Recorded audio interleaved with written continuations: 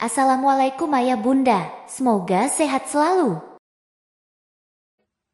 Davin sudah keluar dari rumah sakit 1 minggu yang lalu. Ia teringat pada Jovanka. Gadis cantik itu sedang terpuruk saat ini. Apalagi dirinya belum dapat kabar dari Jovanka.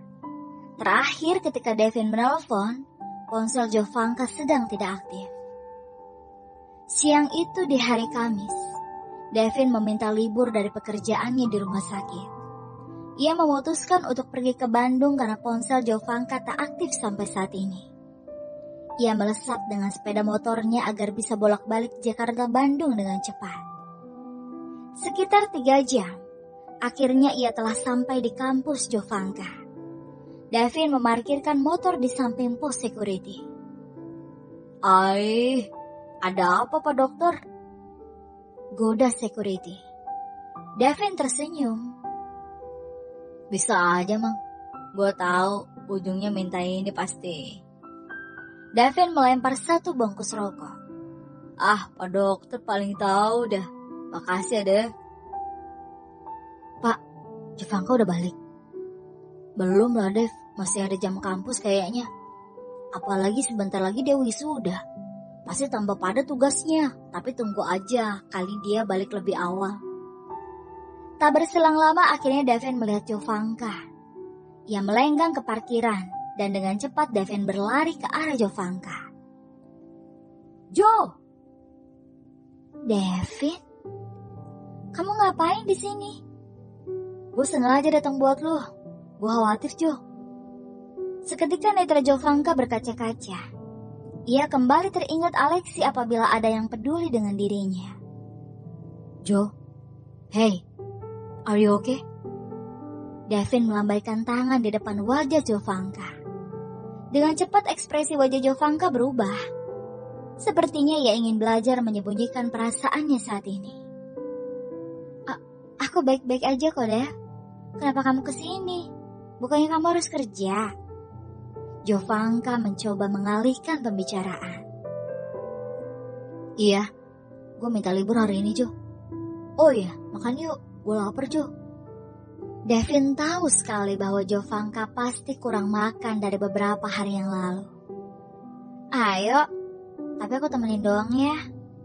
Iya, naik motor gue aja yuk, biar cepet, gue keburu lapar nih. Jovanka dan Davin menuju pos security karena motor terparkir di sana. Naik, ujar Davin ketika ia sudah naik di atas motornya.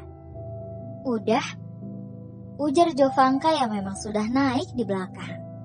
Oh, udah. Kok gak belum? Idih, nyariin kesempatan deh. Jovanka memukul pundak Davin. Jangan salahkan saya Nona, kalau kamu nanti jatuh dari atas motor. Akhirnya motor itu melesat dengan kecepatan tinggi. Jovanka berteriak dan ia langsung melingkarkan tangannya di perut six-pack Davin. Nah, belum juga kan lu? Entah kenapa Davin tidak ingin melihat Jovanka sedih. Ia bela-bela pulang pergi Bandung, Jakarta demi gadis itu. Padahal ia sudah berbalikan dengan Adara. Apakah Davin mulai suka terhadap Jovanka? No, Davin hanya care terhadap Jovanka. Karena ia paling tahu perasaan Jovanka saat ini. Hatinya selalu untuk Adara. Gadis yang usianya berselisih sekitar 6 tahun. Gadis itu yang dapat meluluhkan hati seorang Davin yang dikenal dengan sebutan Raja Jahil. Davin memarkirkan sepeda motornya di sebuah air terjun. Suasananya sejuk dan tidak terlalu banyak orang. Turun oi, meluk aja. Jovanka segera melepaskan tangannya yang melingkar di perut itu. Maaf. Gak usah minta maaf. Mau lagi juga gak apa-apa. Ayo. Davin meregangkan kedua tangannya. Idih, mulai dah nyebelinya. Kumat. Ujar Jovanka dengan pipi yang memerah. Idih, tapi suka kan? Goda Davin sambil menaik turunkan alisnya. So kegantengan dia. Udah katanya mau makan. Kok malah ajak aku kesini sih? Emang di sini gak ada yang jual makanan? Banyak ya los. Davin masuk ke dalam objek wisata. Jo mengekor di belakang. Devin, tunggu. Dengan susah payah Joe mengimbangi jalan si jangkung Devin. Devin duduk di sebuah pendopo kecil. Ia pun memesan makanan cukup banyak. Tempatnya cukup indah. Mereka menikmati pemandangan air terjun dari atas. Banyak banget makanan yang kamu pesan, Dev. Emangnya habis? Ya habis lah. Syukurlah kalau habis, takut mubazir aja, kan sayang. Kan ada lo yang mau bantuin ngabisin. Devin tersenyum memperhatikan barisan gigi rapinya dan juga putih. Idih, ayo daripada mubazir.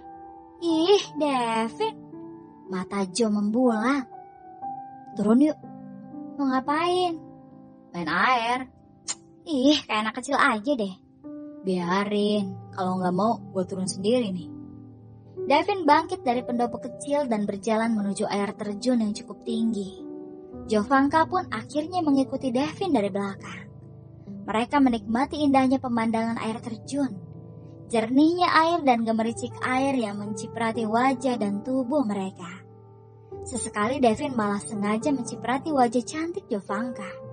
Mata Joe membulat saat Devin menciprati air ke wajahnya. Jovanka pun membalas cipratan air bening itu pada Devin. Udah mulai berani lu sama gua. Kan kamu yang duluan. Wah. Ya Tuhan, kenapa lo makin gemesin sih Jo? Walau gue anggap lo itu adik ketemu gede, tapi ingin banget rasanya gue selalu pengen deket lo. Tiba-tiba wajahnya diciprati air lagi oleh Jovanka.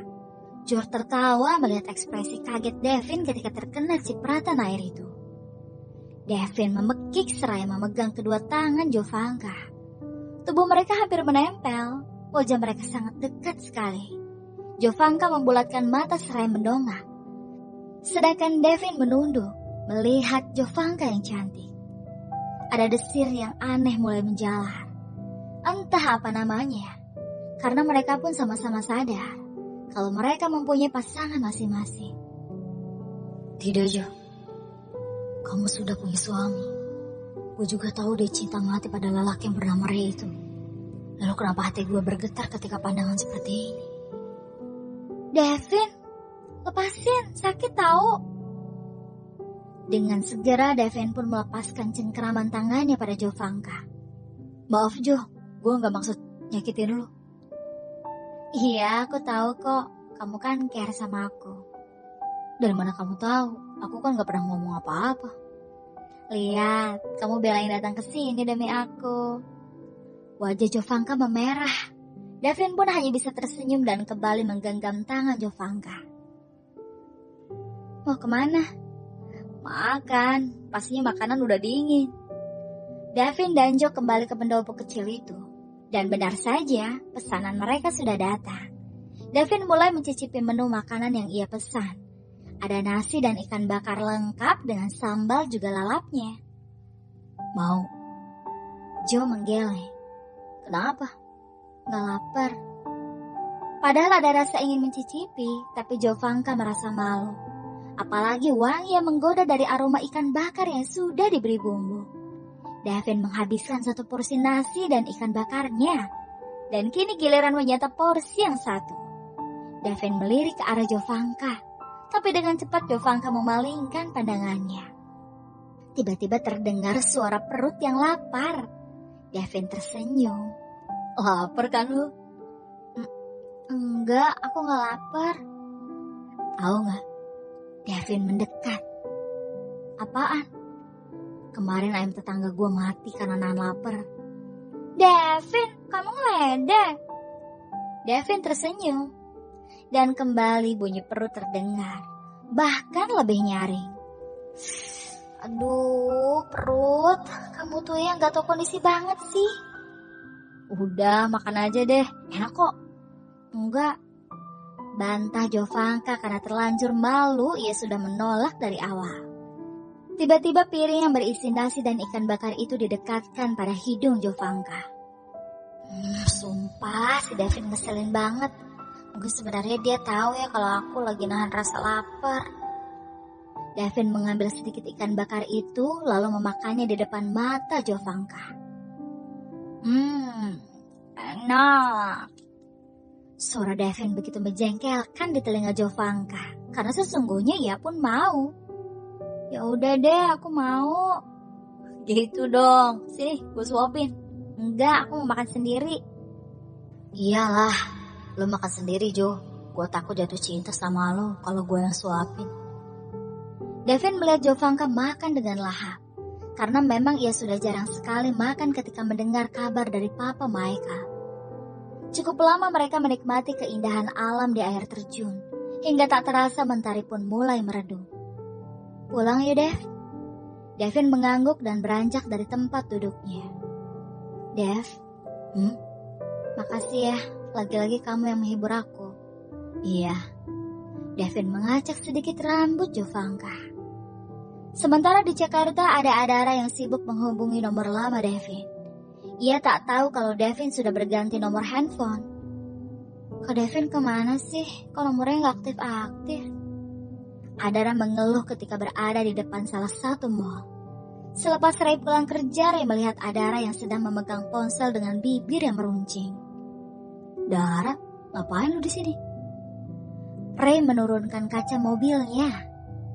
Aku mau hubungin Kak Devin, tapi nomornya nggak aktif. Aku khawatir sama Kak Devin. Wajar memang. Adara masih belia, sedangkan Devin sudah berusia matang. Ya elah, si Devin udah gede ini. Gak mungkin juga kan ada yang nyulik. Yang ada lo yang diculik kelamaan nongkrong di sini. Yuk, gua antar balik. Tanpa ada ucapan, Adara pun membuka pintu mobil. Dan ia duduk di samping Renan dengan bibir yang masih meruncing. Lucu juga liat wajah si Dara kalau lagi kayak gini. Cute-cute gimana gitu. Berasa kayak nyubit. Kok diam aja, katanya mau antar Dara pulang. Ujar Adara yang membuat Ray tersadar dari lamunannya. Ray hanya tersenyum dan berusaha menyembunyikan rasa kagetnya. Ray melaju dengan mobil hitamnya, melesat ke rumah Adara, dan ternyata mamanya sudah menunggu Adara di luar. Pintu mobil terbuka, Adara dan Ray keluar dari dalam mobil. Dara, kamu dari mana aja? Beli buku kok lama banget. Mamanya terlihat panik. Maaf mah, tadi Adara. Adara kenapa sayang? Dara, itu... Sebenarnya Adara sedang berpikir alasan apa untuk diberikan pada sang mama. Tadi Adara malah asik baca buku tante. Maaf, tadi Ray yang ajak buat baca buku dulu. Oh ya udah, mama tenang kalau ada Ray bersama Dara. Masuk yuk. Maaf Tan, mungkin lain waktu Ray mampir. Ray udah ditunggu mama di rumah. Oh ya udah, makasih kalau gitu ya Ray. Iya Tan, mari. Ray kembali masuk ke dalam mobil dan meluncur kembali ke rumahnya. Sore itu Devin mengantar Jovanka ke kampus untuk mengambil mobilnya. Ambil Gi, mobil lu. Ujar Devin ketika sudah sampai di kampus. Kamu gak balik, Dev? Itu mah mau lu, kalau gue lama-lama di sini. Jawab Devin begitu pede. Dih, siapa juga yang bilang seperti itu? GR kamu. Yalah, tapi bener kan? Devin memainkan alisnya naik turun dan membuat Jovanka semakin sebal dibuatnya. Udah aku mau ambil mobil.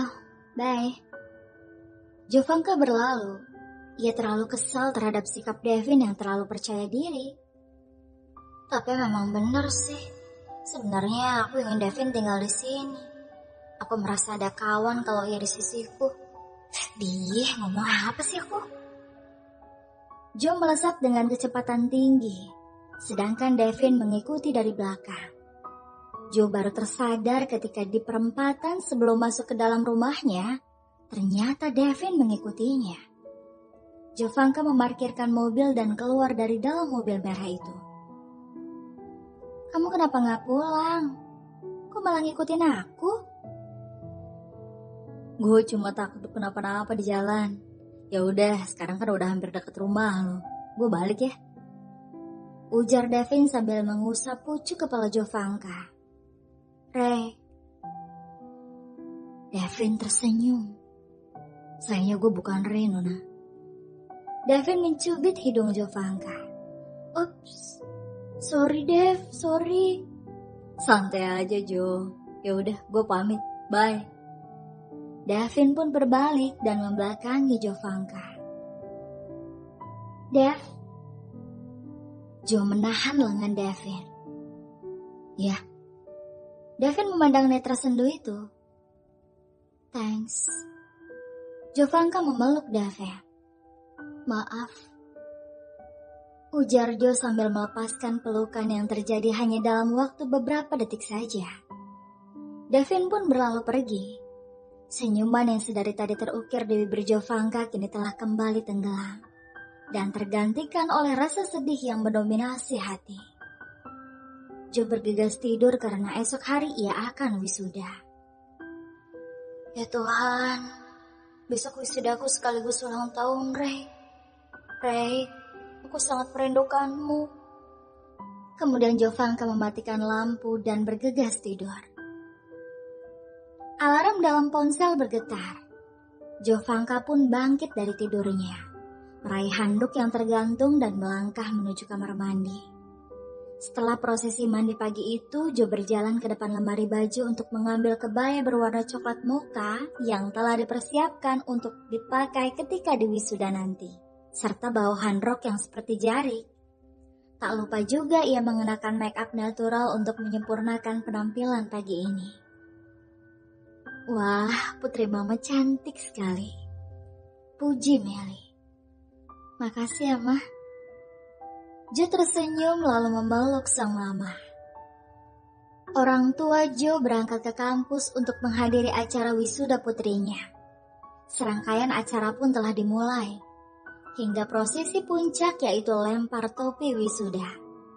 Meluapkan kebahagiaan mereka karena sudah menyelesaikan pendidikan mereka di kampus. Foto-foto manis pun telah terekam di dalam kamera digital yang dibawa oleh Papa Jovanka.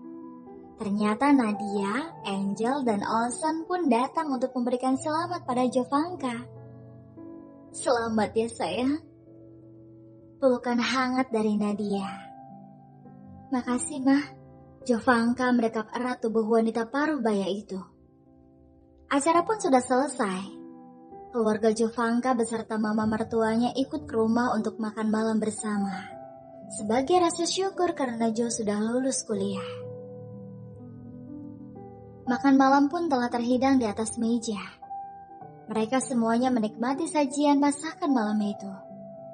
Tapi di tengah mereka sedang menikmati makan malam, tiba-tiba ada telepon dari Michael pada handphone Nadia. Gawai yang terletak di atas meja pun bergetar. Mas Michael? Netra Nadia membulat. Maaf ya, saya angkat telepon dulu. Halo Pak? Ma, loudspeaker Ma, Jo mau denger. Nadia mengangguk. Ia mengerti apa yang dimaksud Jovanka. Ada rasa rindu pada putranya. Ma, Alex sudah ditemukan. Semua orang yang ada di depan meja makan ikut terharu dan bahagia saat mendengar kabar yang dibawa Michael, terlebih Jovanka. Tapi kenapa, Pak? Alexi tidak selamat, Ma. Seketika raut bahagia pada wajah mereka berubah menjadi duka. Ruangan hening seakan di meja makan itu kosong. Pembicaraan telah hilang seiring datangnya kabar buruk dari Michael. Hari ini Papa akan mengurus jasad Alexi untuk dibawa kembali ke Indonesia. Tangisan Jovanka membuncah ketika ia mendengar kabar akan membawa jasad suaminya kembali ke Indonesia. Nadia mematikan telepon dari suaminya. Tanpa ada kata, Jo merasakan seluruh ruangan itu terasa gelap dan ia sudah tidak sadarkan diri. Begitupun dengan Nadia. Ia jatuh pingsan ketika ia masih duduk di depan meja makan. Dan semua orang sibuk karena kedua wanita itu pingsan. Bang Wawan, tolong Ibu Nadia. Pakai Randy, Papa Jovanka. Wawan pun datang. Iya Pak, angkat kemana Pak? Bawa ke sofa ruang tamu, agar tidak terlalu jauh. Ujar Randy yang sedang menggendong anaknya yang juga tidak sadarkan diri. Semua orang menjadi panik seketika. Tiba-tiba suara bel berbunyi. Emilia berkunjung ke tempat Randy sore itu beserta suami dan juga putrinya, Norma. "Ini kenapa?" tanya Emilia. "Mi, tolong Jovanka dan Bu Nadia, Mi," ujar Randy pada adiknya. Dengan sigap Emilia memeriksa satu persatu orang yang sedang terkapar tidak sadarkan diri. Sementara Angel tidak dapat membantu karena harus menenangkan Olsen, putra laki-laki yang sedari tadi menangis. Olsen memang dekat dengan Alexi. Tak ayal ia terus menangis dan meraung menyebut nama Alexi. Hingga Angel sendiri bingung untuk memberhentikan jeritan dan tangisan dari sang anak. Seketika kebahagiaan itu berubah menjadi duka. Di balik kebahagiaan telah lulus wisuda menyimpan tangis dari tragisnya kematian Alexi. Di tempat lain, pintu rumah terbuka. Tumben sepi. Tadi katanya nyuruh pulang cepat. Keadaan di rumah tampak sepi. Padahal waktu telah menunjukkan pukul 4 sore. Seharusnya baik itu Reina ataupun Nadine sudah ada di rumah.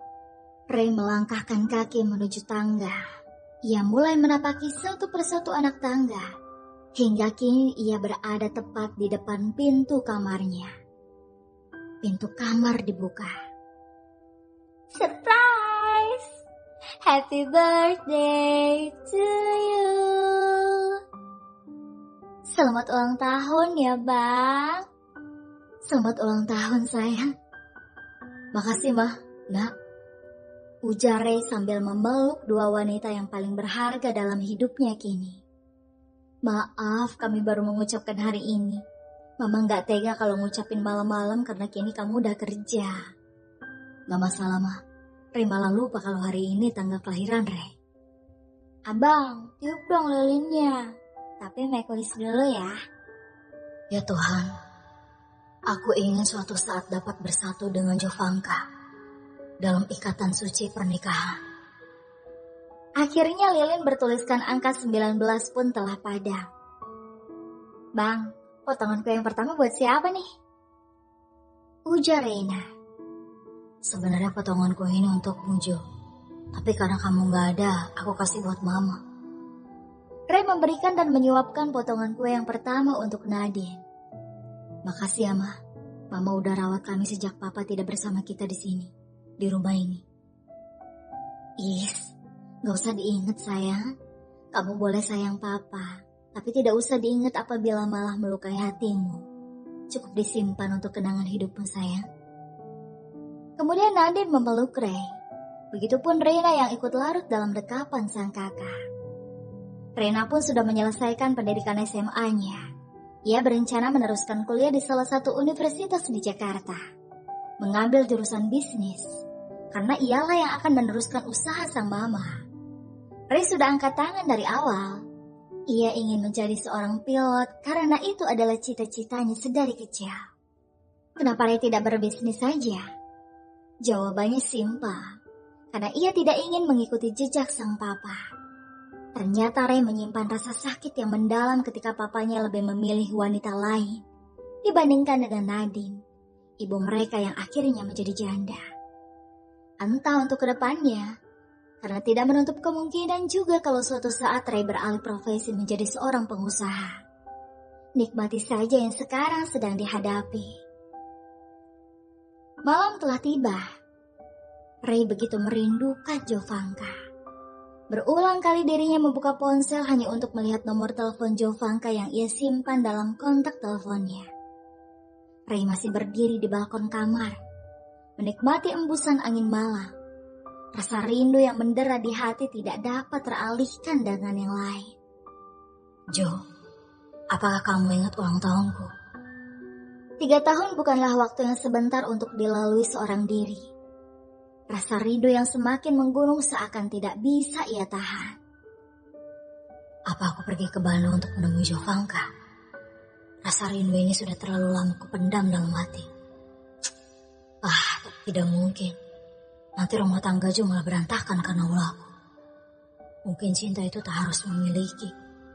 Tapi kenapa hatiku tidak rela? Apakah kata itu hanya sebuah omong kosong? Nyatanya apa yang kurasa saat ini menginginkan untuk kembali dengan Jovanka? Apakah aku harus memperjuangkan cintaku? Ya Tuhan, aku memikirkan ini bagaikan berputar dalam lingkaran yang tidak pernah menemukan celah untuk keluar. Ray masuk ke dalam kamar dengan segala pikiran yang semrawut di otaknya. Andai kau ada di sini, Jo, bersama aku menemani hidupku hingga ajal yang memisahkan kita. Ray mencoba memejamkan mata dan berharap di ulang tahun yang sebentar lagi akan habis. Ia dapat memimpikan Jovanka. Ia begitu ingin menemuinya walau hanya lewat mimpi. Kemudian Ray mematikan lampu kamar dan memejamkan matanya. Sial, kenapa aku masih gelisah? Sebenarnya apa yang terjadi pada Jovanka? Aku benar-benar merindukannya, Tuhan. Kenapa malam ini susah sekali untukku memejamkan mata? Padahal badanku sangat lemah. Ingin sekali istirahat. Ray masih gelisah. Ia terus berganti-ganti posisi tidurnya. Tapi nihil. Semuanya tidak berguna. Matanya masih terjaga hingga waktu menunjukkan pukul 2 dini hari. Bersambung.